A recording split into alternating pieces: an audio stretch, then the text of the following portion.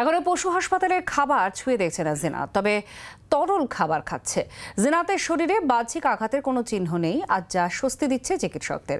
4টে ঘুমপাড়ানি গুলির প্রভাব এখনো সম্পূর্ণ কাটেনি, ফলে কিছুটা আচ্ছন্ন ভাব রয়েছে জিনাতের। এতদিনে মুক্ত পরিবেশে থেকে আচমকা এই বন্দি জীবন মানাতে চাইছে না জিনাত।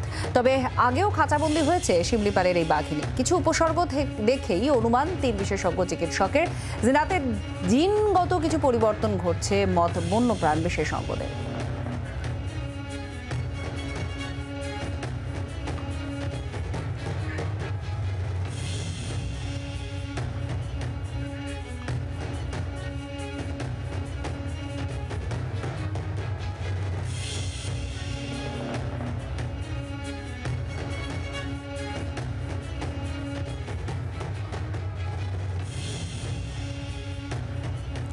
অয়ন ঘোষাল আমাদের জানাচ্ছেন আরো জিনাত সম্পর্কে। অয়ন, জিনাত তরল খাবার খাচ্ছে, এখনো পর্যন্ত চিকিৎসকরা কি বলছেন? এমন কিছু হচ্ছে যেটা নিয়ে চিন্তার আছে বা কিছু, বা দ্রুত সুস্থই বা কতদিনের মধ্যে সে হতে পারবে?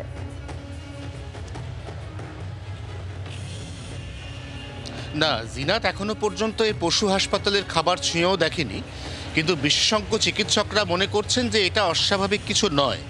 মনে থাকবে এর আগে যখন কুলতলির মইপিঠে রয়্যাল বেঙ্গল টাইগার ধরা পড়ে, তখনও হঠাৎ করে উন্মুক্ত বন্য জীবন থেকে খাঁচায় বন্দি হওয়ার ফলে কোনো কিছুতেই তার অনীহা ছিল, কোনো খাবারই সে মুখ দেয়নি। জিনাতের ক্ষেত্রেও একই ঘটনা ঘটছে।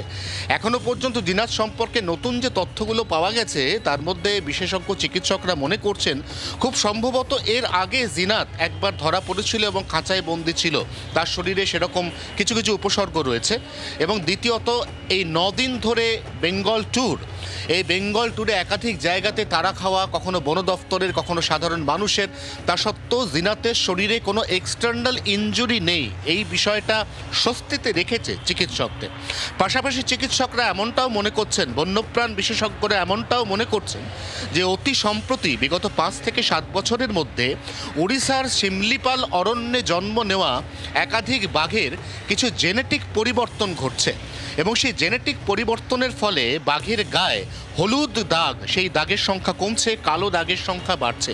এবং এই ধরনের বাঘ যারা কিছুটা জেনেটিক ডিসকনফার্মেশনের শিকার, তাদের প্রত্যেকেরই কিন্তু বারবার অরণ্য ছেড়ে লোকালয়ে প্রবেশের একটা প্রবণতা বৃদ্ধি পাচ্ছে। এবং অতি সম্প্রতি ওড়িশাতেই এরকম একাধিক ঘটনা ঘটেছে, যে ঘটনার পরিপ্রেক্ষিতে বন্যপ্রাণ বিশেষজ্ঞরা তারা এরকম একটা সিদ্ধান্তে উপনীত হয়েছেন। তার মধ্যে জিনাত সে সরাসরি ওড়িশা সীমান্ত পেরিয়ে পশ্চিমবঙ্গে ঢুকে পড়ে, 9 দিন ধরে পশ্চিমবঙ্গের বিভিন্ন জেলাতে কার্যত বন দফতরকে নাকানি চোবানি খাওয়ায়, এবং তারপর বাঁকুড়াতে সে ধরা পড়ে। এই মুহূর্তে চিকিৎসকরা জিনাতের আচ্ছন্ন ভাব কেটে যাওয়ার অপেক্ষা করছেন, কারণ শরীরে 4টি ট্রাঙ্কুলাইজার, তার ডার্ট, এই ডার্টগুলি জিনাতকে এখনও আংশিকভাবে আচ্ছন্ন করে রেখেছে। এবং তার থেকেও যেটা গুরুত্বপূর্ণ বিষয়, সম্পূর্ণ সুস্থ করার পরে জিনাতকে তুলে দেওয়া হবে উড়িষ্যা সরকারের হাতে। গতকাল আলিপুরের এই পশু চিকিৎসালয়ে উড়িষ্যা থেকে বন দফতরের আধিকারিকরা এসেছিলেন, তারাও জিনাতের যেভাবে শুশ্রূষা চলছে, জিনাতকে যেভাবে টেক কেয়ার করা হচ্ছে, তাতে সন্তোষ প্রকাশ করেছেন। এবং সব মিলিয়ে এখনও পর্যন্ত বন দপ্তর সূত্রে যা খবর, নতুন বছরের প্রথম সপ্তাহের মধ্যেই জিনাতকে সম্পূর্ণ সুস্থ করে ওড়িশা সরকার, ওড়িশা বন দফতরের হাতে তুলে দেওয়া যাবে, এমন একটা আশা কিন্তু তারা করছেন। আত্রে ধন্যবাদ। অয়ন ঘোষাল আমাদের প্রতিনিধি জিনাত সম্পর্কে জানাচ্ছিলেন যে পশু চিকিৎসালয় আলিপুরের, সেখানে চিকিৎসকরা নজর রাখছে এবং তারা মনে করছেন খুব দ্রুত তাকে সুস্থই আছে জিনাত, কিন্তু খুব দ্রুত তাকে আবার আগের শারীরিক পরিস্থিতিতে ফিরিয়ে দিয়ে ওড়িশা বন দফতরের হাতে তুলে দিতে পারবেন। মুখ্যমন্ত্রী একটি ছবিও পোস্ট করেছে, যেখানে জিনাত তাকাচ্ছে খাঁচার ভেতর থেকে, সেই ছবিও দেখা যাচ্ছে।